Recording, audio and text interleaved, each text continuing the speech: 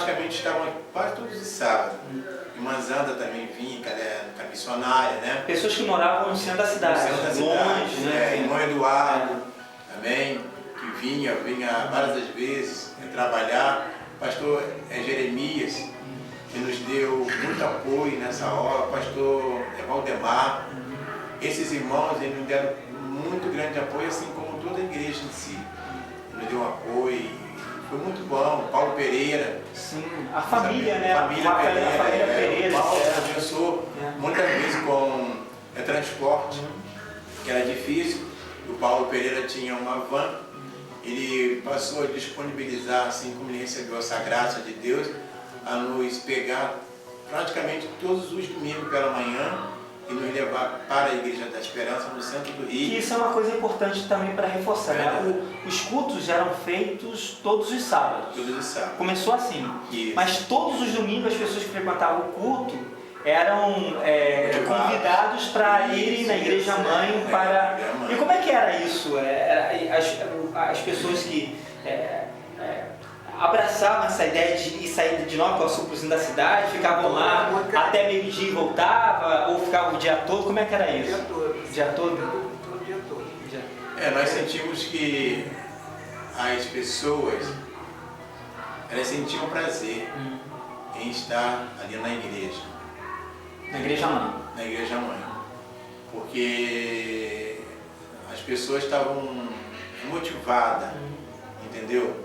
E a esperança, ela não somente no nosso coração, a Igreja da Esperança do Rio, mas no coração de vários irmãos que passaram por ali. Eles sabem que a igreja tem um tremendo significado para cada um de nós, porque nós vivemos naquela igreja ali uma época muito boa, uma união, uma amizade muito grande. Paulo Pereira, a família dele disponibilizava de estar vindo nos pegar e para nos conduzir e nos levar até a Igreja da Esperança. Desculpa interromper, mas vamos falar de união. Eu queria que a Regina contasse um pouquinho dessa união, Regina, daquilo que você já compartilhou algumas vezes, as pessoas às vezes dormirem na sua sala, né, de sábado para domingo, para que pudessem levantar juntos e todo mundo na esperança, né? Como é que naquela sala, né? Quantos metros deve ter aquela sala? A sala tem uns 6 metros. 6 metros. Como é que aquela galera toda dormia lá na sua sala, Regina? Você conseguia dormir? O Paulo também? Como é que você... Paulo sofreu. O Paulo sofreu. Eram mais ou menos quantas pessoas dormindo naquela sala assim para... Ai, muito, Marcelo. Vários jovens e adolescentes para amanhecer e estarem juntos na esperança da igreja. Teve uma vez que nós estivemos lá dormindo, 40 jovens. Como? Porque foi o aniversário de 15 anos, até a Dona Paula, lembra? Lembro. E aí eles vieram para a festa e dormiram lá para domingo a gente já ir para a igreja. E nessa época o Paulo trabalhava no Cais do Porto e passaram a noite naquela bagunça, né? Era travesseiro, era cobertor, era aquela confusão toda. E eu pedindo a eles que ficassem quietos porque no outro dia o Paulo tinha que sair de madrugada, mas não conseguia, né? E aí começamos aí todos os domingos, né? Aí começou a vir os batismos, as escolas dominical lá, preparar para o batismo. E teve uma vez então os irmãos que aceitavam Jesus no núcleo eram preparados lá no centro do Rio, na igreja mãe. Isso. Aí nós íamos até para o grupo de oração que tinha lá 8 horas da manhã, depois ficava para a escola dominical, ficava para o culto, almoçava, depois participava do evangelismo. À tarde na Praça Mauá. Isso. Praça Mauá. E à noite nós viemos para Nova Iguaçu. Tanto é que quando chegou a época de passar congregação, que alívio. Que não tinha mais e aí a gente sabia que ia precisar esse compromisso de descer todo domingo, né? Com certeza. Que era um grande desafio, né? Mas foi um período muito bom que nós passamos, graças a Deus, né? Tem a Eledi também, né, Paulo Mauro, a própria Clara Neide, né, que nos ajudou ali nas EBF, que nós tínhamos lá nas EBF às vezes 300 a 350 crianças. Isso no núcleo de oração. No núcleo. Tia Sônia sempre na frente e, sei lá, foi uma época muito boa mesmo. E eu queria que o casal falasse um pouquinho da parte mais importante desse início, do cuidado do nosso Senhor e Salvador Jesus Cristo com esse chamado, né? dos desafios que vocês enfrentaram, né? Que eu imagino que vocês, irmãos, enfrentaram, um casal, vários desafios, até mesmo porque a comunidade mudou, né? Naquela época existia ali, por exemplo, a irmã pode contar, existia até no período de carnaval, um bloco de carnaval. Isso, você está nessa. Que tocavam,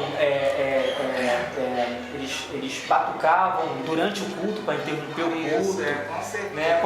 Contasse como é que foi, como é que Deus, na medida em que a igreja foi crescendo, o núcleo foi crescendo, foi tomando proporções aqui, em que a igreja mãe viu a necessidade de passar de núcleo para a congregação, que é importante, né, essa passagem, porque a igreja estava amadurecendo em palavra, em espiritualidade, não é isso, pastor Paulo?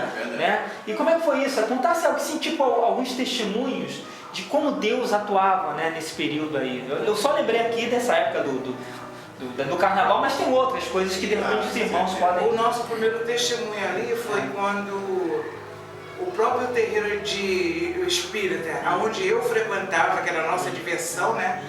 E aquele terreiro, o esposo da mãe de santo ficou doente. E um dia nós estávamos lá, até foi no tempo do Severo, nós fomos lá fazer uma visita, né? E ele pegou, Severo fez o apelo, ele aceitou Jesus e depois ele pediu que nós fôssemos lá desfazer aquele terreiro. E aí foi o pastor Jeremias, pastor Davi Gomes e o Gerson Pereira. E nós fomos lá, quebramos aquilo tudo, desfizemos aquilo tudo e o Jeremias levou no carro para desfazer não sei para onde. Foi o primeiro. Só que ele aceitou Jesus, passou um período de pouco tempo e o Senhor convocou, chamou ele para a glória. Aí depois veio o bloco de carnaval. Né? Você lembra muito bem que a última vez que eles saíram, foi até o Luiz que estava pregando, o Luiz da Elda. E aí eles pararam, né, com aquele boom em frente ao portão, você estava assim encostado perto. Porque o núcleo funcionava na varanda. Isso. Aí você estava. E era assim, aberto, né? Era tudo aberto, não tinha telhado, não tinha nada, né? Aí você estava assim encostado e falei assim, Marcelo, vem aqui. E nós fomos para o meu quarto, nós dobramos o joelho e falamos com Deus que aquele seria o último dia que aquele bloco ia sair. O último ano, né? O último ano, que aquele bloco ia sair. E com certeza que ele foi o último dia, nunca mais. E algumas pessoas que estavam no bloco, né? Isso. Aceitavam Jesus. Isso, com certeza, com certeza. Depois veio aquela festa junina também no campo, foi tudo vitória que o Senhor nos deu, né? Em nome de Jesus. E aí o trabalho foi crescendo, passamos a congregação porque o espaço não dava mais. Porque às vezes a gente tinha ali 120 pessoas, tem um caderno lá em casa. A irmã tem registrado a quantidade de pessoas. Quantidade de pessoas que nós tínhamos ali. Ia lá para o núcleo, né? E naquela varanda que é um espaço bem limitado. A gente olha. A varanda ali é 6,50 metros por, vamos colocar 5 metros. Dava quantas pessoas ali, vocês lembram? Mais de 120, tinha gente que ficava do lado de fora, né, no portão, né? Do lado de fora. Ficava pessoas nos dois quartos praticamente, na sala e na área. Glória a Jesus, né? Era muito bom. Era dia Sônia com as crianças na sala. Tinha bastante. Os adolescentes no quarto da Vivi, lembra?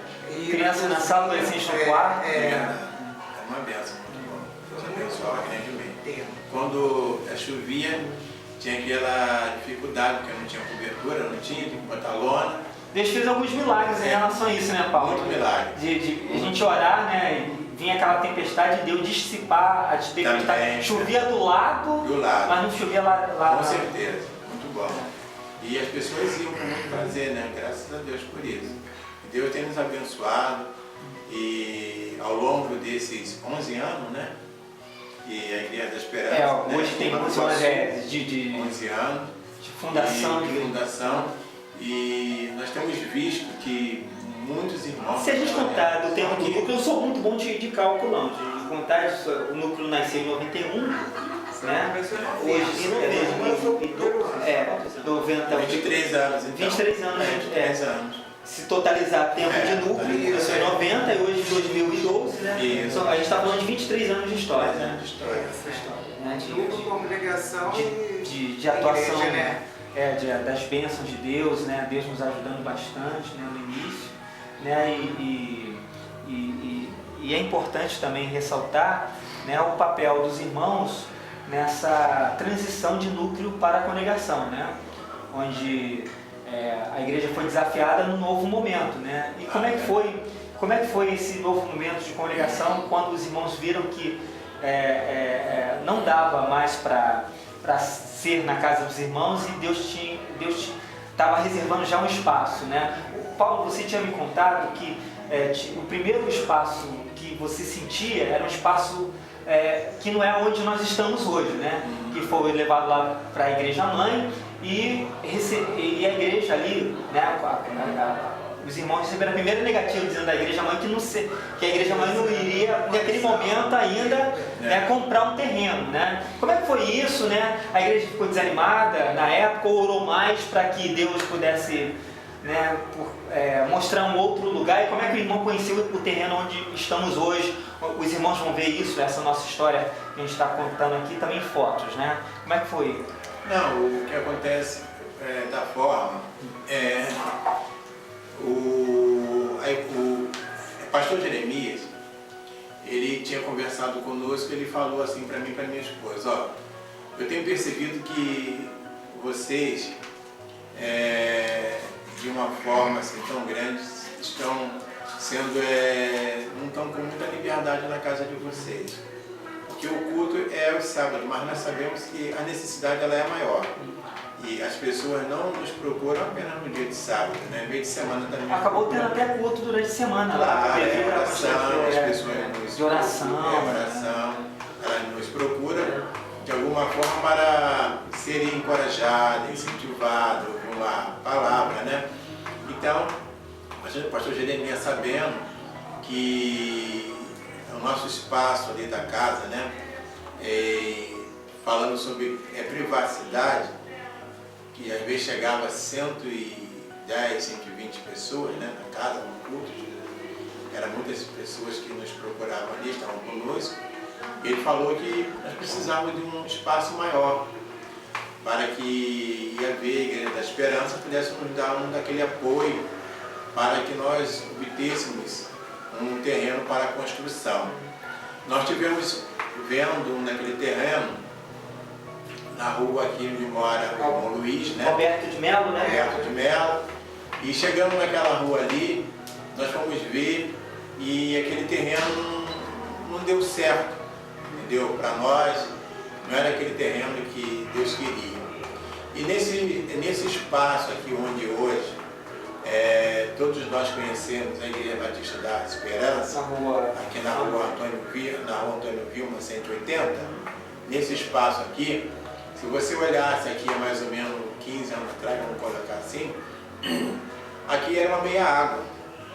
Nessa meia água tinha um número escrito com um carvão na parede. E certa vez a vizinha, que mora aqui ao lado, ela chegou sabendo que nós estávamos orando por um terreno, o qual nós fomos ver na rua Alberto de Melo, que nós sentimos que não seria aquele terreno ideal para nós. Ela falou assim: ó, estou sabendo que vocês estão tentando comprar um terreno para a igreja, nós estamos orando. Ela falou assim: ó, do lado da minha casa tem daquele terreno que está à venda. Sendo que ela falou com a minha esposa. A minha esposa me comunicou, eu passei por aqui várias vezes e não vi terreno nenhum. Eu falei para minha esposa: ó, passo por lá, não vejo terreno nenhum. Aí a vizinha chegou para mim e falou assim, para minha esposa: não, o terreno está lá. Aquele terreno do lado da minha casa que está à venda. Eu falei para a Regina: ali tem uma meia água. Ela falou: não.